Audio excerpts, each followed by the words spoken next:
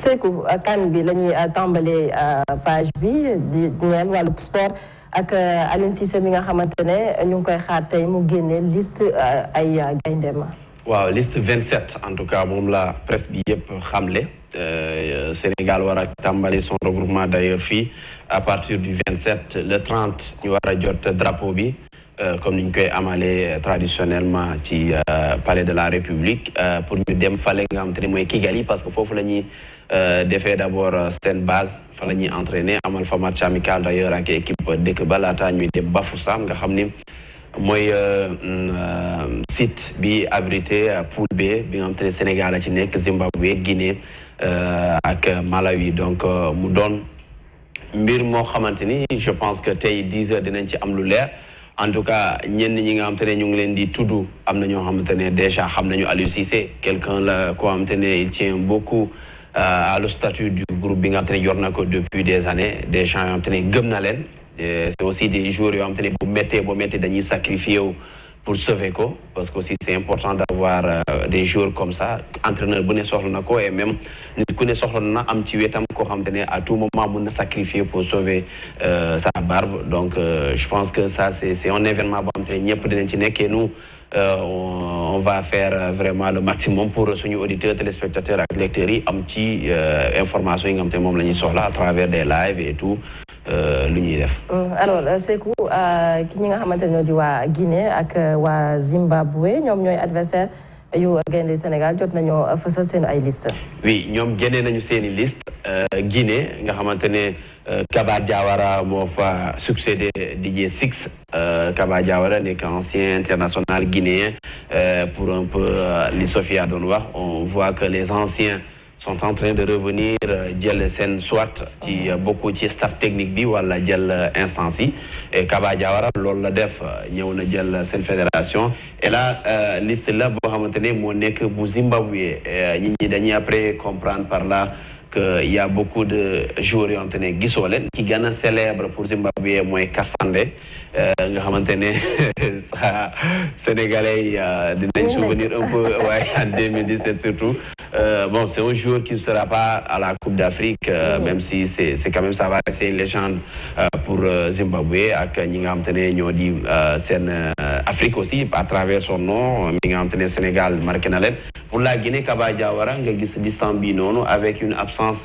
ci ñenn ñi ku mel ni Madi Camara bu nekk fale ci Olympiakos mais gis nañu Elias bu Kourouma bu nekkoon Barcelone maintenant mu daal di choisir Guinée pour représenter ko et ça liggéey la boo xam te ne gis nañu anciens internationaux surtout dañ koy jouer même bu ñu nekkul ci boppu équipe yi dañuy gis ñenn ñi nga xam te ne ay binationaux la ñu convaincre leen pour ñu ñëw équipe seen sélection nationale et ça c'est important bu la intéressé boo ko boo defee benn choix boo xamante ne vraiment premier choix la même si c'est un choix par défaut les Sénégalais di ko waxee alors que démb rek y a un Sénégalais qui a fait un choix par défaut te dégguma kenn wax ci c'est Pape Ibnou Ba bi nga xam te ne il a fait toutes ses classes au Sénégal et tout il y a quelques semaines il a fait encore une déclaration d'amour à la sélection nationale du Sénégal pour dire que parewul pour dem Mauritanie et finalement il est allé jouer pour la Mauritanie je pense que ça peut-être du un problème parce que dafay jóge Sénégal dem feneen mais bu doon jóge France ñëw Sénégal wala jóge Belgique ñëw Sénégal dinañ ko def jafe-jafe alors man je pense que le football est universel aujourd'hui comme ni Sénégalais di amee intérêt jël kenn noonu la kooku noonu di amee intérêt gis na Sénégal soxlootuma ma dem feneen donc on a longtemps pris des joueurs bissau-guinéens par exemple parce que ki nga xamante ne mooy Edouard Mendy aujourd'hui portier de l'équipe nationale du Sénégal en 2017 il devait participer à la Coupe d'Afrique avec la Guinée-Bissau il a fallu que ñu bëri ay Omar Daf bokk na ci ñi ko convaincre pour mu ñëw Sénégal il allait voyager donc pour dire que loolu yàgg na fi le football c'est universel et je pense bien que poule bi poule la boo xamante ne Bafoussam lay nekk et c'est une poule boo xamante ne y a la Guinée qui est vraiment un voisin c'est un derby avec la Guinée et je pense que Sénégal a quand même comme ni ñu ko waxee c'est le favori parce que moo nekk la première nation africaine de football avec lépp lu ñuy wax ci ginnaaw mais il faut faire très attention aux adversaires la Zambie bu muy ñëw en 2013 kenn xaaru ko woon Donc, il faut vraiment la Côte d'Ivoire, pour gagner Coupe d'Afrique en 2017, c'était quand même le désordre. C'est pourquoi, moi, nos dirigeants disent il faut stabilité, il faut diamant, il faut pour bolo pour nous gagner. Moi, je dis vraiment ça, c'est pas sport. Peut-être il faut nous bolo pour nous gagner Kamel. Mais vraiment, dans le football, le bolo. Il faut vraiment des compétences, mettre les hommes qu'il faut à la place qu'il faut et vraiment faire les bons choix et derrière que l'entraîneur soit à niveau. Lors moi, tant que gagner. Côte d'Ivoire 2017, Amoul Djoubo. Les patas, la fédération, c'était un grand problème. Benen Birmi, Moeni, c'était pour composer une équipe pour l'avenir, nous gagner. Récemment, l'Algérie, c'était vraiment pas du tout ça. Belmadi il est arrivé en 9 mois, moins de 10 mois, pour créer le moins créé avec un problème au sein du groupe, réglé. Donc, de stabilité, coach, de stabilité, fédération, du bolo, moi, nous gagner. Parce que Sénégal, nous avons bolo. Le football, nous pas nous gagner. Donc, mais après, c'est pas ça, ça ne suffit pas. Comme nous l'avons dit, c'est que souvent, le football, le jeu jeu collectif, mais c'est d'abord individuel. Ouais, c'est le sport collectif le plus individuel. C'est d'abord individuel. Nous avons dit que nous avons dit que les joueurs qui ont nous libéré, nous avons bokk ci CAN bi ba tay ciow li ñu ngi ci wax. Wa ciow la ngi fi parce que parfois dañ ci démé ak ben passion ba dañuy faté ni dafa am aussi yoon ci football bi nañ ko xolé suñu bop. Aujourd'hui groupe E-Media moy suñu employé du à tout moment buñu suñu wa kër soxla lañuy dem. Tay sama papa néwon tay ñëwal Vélingara, il faut que groupe E-Media jox ma autorisation parce que ñoo may fay. Donc c'est un peu ça, il faut nous guisser ni affaire bidon nous bagnam passionné débat. Il y a ça parce que bi coronavirus bi amé xam nga y a une règle bo xamné dafa ni club yi dañoo am ben obligation bay joueur yi fenêtre FIFA. Ci corona bi mu ñëwé dafa am ben règle bo xamantene assoupli bu ñëw bu circulation 1749 bo xamné dafa ni club yi mën nañu bay joueur yi mais am nañu en même temps droit tes joueurs yi fekkee ne boo demee di nga toog benn 5 jours boo xamante ne doo mën a dugg ci groupe bi soit fa ngay jëm ak boo delloo ci club bi. Donc loolu noonu yoon moo leen ko may parce que quoi qu'on puisse dire club yi ñoo moom joueurs yi ñoo leen di fay seeni employé lañu donc am nañu droit boobu noonu wax ko mais règle boobu bu ñu koy wax dañoo noonu règle boobu am na fu muy yem. Du règle bu illimité dafa limité c'est-à-dire dafa am lu xew. Lolu bu jeexee règle bobu amatul. ci contexte la. Contexte la. Coronavirus. ñu tollu nak foo xamante coronavirus amaat na. Mi ngi am ba tey c'est pas comme si jeexoon na mi ngi am ba tey am na beneen variant bu ñëw ñu ngi gis aujourd'hui des matchs qui sont reportés ñu ngi gis li nga xamante ne ay ñu toog ba dernier moment et même la NBA qui est aussi touchée ci feebar bi nii donc pour dire que mbir maa ngi fi le contexte il est là après. Gis naa des débats ñu naan la euro bi amoon na lii ak lii amoon na on est d'accord. waaw mais loolu nag moom moo indisposé ñaan nit ñi ñu ngi naan ñu ngi fi nga xamante ne moom la joueurs yi nekk ñoom ñu ngi organiser ay compétition ñu ngi amal kii. mais argument bi nga xamante ne moom la ñu joxe moom la ñenn ñi mënul nangu see. non on est d'accord c'est-à-dire man mii di wax ak yow. d'accord ma bañ a libéré c'est-à-dire damay rappeler juste que. Derrière peut-être chauvinisme bi ñuy àndal ci débat bi ak appartenance bi ñuy àndal ci débat bi qu'il y a des règles d'abord qu'il faut rappeler yooyu am nañu ñu bañ a jàpp ne rek dañuy xeex pour xeex c'est qu'il y a des règles yu ñu mun a basé wu yi la mun a protéger ñoom mais championnat yaa ngi am stade yaa ngi fees donc mënul justifier bañ a bàyyi joueur bi nga xam te ne dafay dem sélection am après tu quittes un continent pour un autre ou bien une ville pour une autre lolu amna ci biir sen dëkk yi parce que da ngay joggé Tottenham dem Arsenal wala joggé Liverpool dem fenen donc mouvement yaa ngi am donc moi je pense que joueurs yi aussi am nañu benn part de responsabilité parce que bu fekkone dañoo tëjoon lépp nañu arrêté jouer tuñu Boxing Day bi d'ailleurs c'est une preuve ni ñom dañuy jouer dañoo ne dañ koy arrêté pour le moment pour parce que feebar baa ngi fi ñu ne noonu nañ ko jouer pour des raisons économiques donc fekkee dañuy jouer Coupe d'Afrique bi dafay am donc c'est aux joueurs de montrer que ñom bëgg nañ jouer Coupe d'Afrique loolu tamit loolu la bu fekkee FIFA ak CAF xeex nañu ba CAF am ndam ni dañuy tenir seen Coupe d'Afrique ak lépp lu am lobby derrière ak presse précommandée bi nga xam te des papiers précommandés gis nañ ko pour mettre la pression sur la CAF ñu amal ko donc c'est aux joueurs am seen fulla ak seen fayda xamal seen club yi dañuy dem buñ ko waxul aussi bu waxtu ba jotee ñu ñëw et c'est ça, mais quand même il y a des règles yi fi nekk ñu bañ ko fàtte. Il y a des règles, mais ces règles-là ne doivent pas être des règles purement africaines au fait, purement noires au fait. Il y a des règles, mais tout le monde sait que l'application de ces règles-là, c'est moins l'enjeu que l'enjeu économique. Il y a le business derrière. La considération, moi je vais au-delà des règles. En fait, la considération pour le football africain, parce que nous avons qu'on le dise ou pas comme un petit tournoi, en fait, une Coupe d'Afrique, bon, on va jouer parce que c'est une Coupe d'Afrique. Est-ce que ces règles-là se tournent, par exemple, nous sommes Europe, nous disons non, Mbappé parce que non, il y a le protocole sanitaire, etc.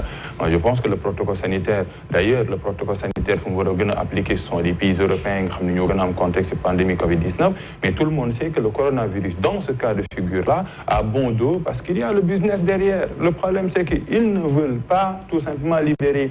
Comme le Spalletti wax démb daal di ñëwaat rappelé wu manqué léegi RFI muy ñëw mu ne c'est un monstre qui mange notre équipe, un monstre la woowee lii nga xam ne mooy Coupe d'Afrique des Nations Spalletti mais defaat beneen conférence de presse pour justifier wax ni non parce que Kalidou Koulibaly day dem parce que Osimhen day dem. Vous comprenez un peu le vocabulaire qui est derrière. C'est pas un vocabulaire boo xam ne si on doit respecter les textes doivent être respectés pour tous les joueurs sans distinction de couleur, mais tout le monde sait que la Coupe d'Afrique dérange les Européens. Parce que quand les Africains quittent le championnat européen pour venir ici, le championnat européen se réfade. Avec le Boxing Day, se réfade. Et donc il y a une dimension culturelle, il y a une dimension géopolitique toujours qui met les Africains et les Européens ça aussi, ça c'est une réalité au-delà de tous les textes et toutes les règles. C'est vrai, c'est important de rappeler les textes pour nous ramener. Bon, voilà sur quoi on se base et tout, s'il faut revenir à la base. Mais moi, personne, chacun protège ses intérêts.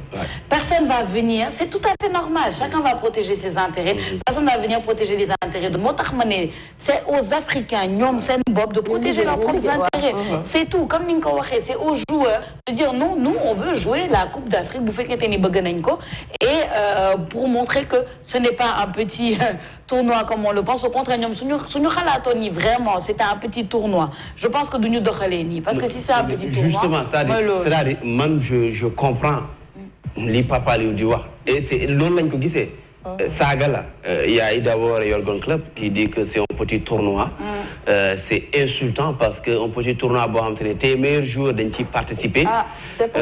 Voilà, Naples, récemment sans Kalidou Koulibaly, ce que représente ce club, et sans Osimhen, qui a d'ailleurs qui est sorti de la déclaration publique. C'est l'autre là, c'est-à-dire c'est aux joueurs déjà de répondre à leurs entraîneurs. Certes, nous sommes des employés. Mais nous appartenons à une nation, nous serons fiers de la représenter parce que c'est un devoir citoyen d'abord. C'est un devoir pour chaque joueur de faire une Coupe d'Afrique parce que Rewam moko soxla parce que avant tout Rewam la ñëk am laata muy am club. Donc je pense que ça c'est un fait.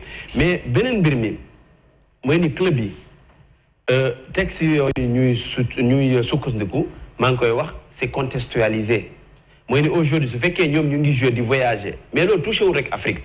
Bu ñu fàtte ni yàggul dara gis nañu ak Memphis Depay bi nga xamante ne mi ngi Lyon biñ leen naaye duñu dem defoon na une sortie y a beaucoup de joueurs yi génnoon am dal na fi aussi sud américain yi nga xamante ne ba sanctionné nañ fi yenn club yi ñu tere woon joueurs yi dem loolu tamit am na fi. Donc pour dire que les clubs protègent leurs intérêts comme Nico Sophia waxee mais am na benn discrimination boo xam ne dafa yàgg d'ailleurs c'est pas parce que corona dafa am mais Afrique dañ koy yàgg discriminer. À l'époque, Jules François Bocandé, taxaw nañu fi xeex saga tufli arbitre pour participer à un match à une Coupe d'Afrique, à un match de l'équipe nationale du Sénégal parce que dañ ko bëggoon téye dans son club. Donc pour dire que loolu commencé wul tey le coronavirus a bon dos loolu dëgg la mais man je dis à un moment donné est-ce que ñun prêter wuñu aussi le flanc parce que dañoo nekk un continent boo xam te ne une confédération boo xam te ne elle est dépendante gis nañu comment est-ce qu'on a installé Motsepe à la tête de la confédération africaine de football. Il a fallu que le président de la FIFA ñëw ñu ubbil ko suñuy palais yëpp mu dugg. Il n'a même pas parlé au ministre des Sports, il n'a même pas parlé au président des fédérations. Il a parlé à la présidence directe, président de la République lay gis kooku naan ko lii ak lii la ñuy def. Donc pour dire qu'aujourd'hui le pouvoir parfois ça dépasse même les jours, ça dépasse même les présidents de fédération ci kaw la. Ce sont nos États d'abord ñoo njëkk a faible seen kanam. Fédération yi topp ci confédération africaine moom dañ koy digal moom c'est comme kenn ku amul bët ñu téye bant bi fu ñu la dugal fa ngay jaar. Donc pour dire que le mal il est profond mais c'est aux joueurs les vrais acteurs moi je dis que ñoo mën a régler lii du ma dem doo nee nga du ma dem damay dem force. Après les conséquences on verra parce que aujourd'hui on Sadio Mané Liverpool cuunewul noonu ba dàq ko. Non. Il te fait gagner. Salah, il te fait gagner. Naby Keita te fait gagner. Mais nous, nous, bu bras de fer, amé, d'angay ranger. Et surtout, l'association des clubs européens, leur interlocuteur, c'est pas la CAF. L'interlocuteur de la CAF, c'est la FIFA. Normalement. Dans les normes. Ouais. Alors,